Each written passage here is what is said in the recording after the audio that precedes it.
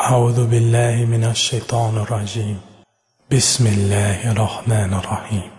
الحمد لله رب العالمين الرحمن الرحيم مالك يوم الدين إياك نعبد وإياك نستعين اهدنا الصراط المستقيم صراط الذين أنعمت عليهم غير المغضوب عليهم ولا الضالين.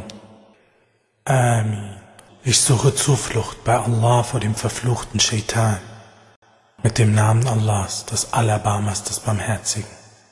Alles Lob gebührt Allah, dem Herrn der Welten, dem Allerbarmer, dem Barmherzigen, dem Herrscher am Tage des Gerichts. Dir allein dienen wir und dich allein bitten wir um Hilfe. Führe uns den geraden Weg, den Weg derer, den du Gnade erwiesen hast, nicht den Weg derer, die deinen Zorn erregt haben, und nicht den Weg der Irregehenden. Amen.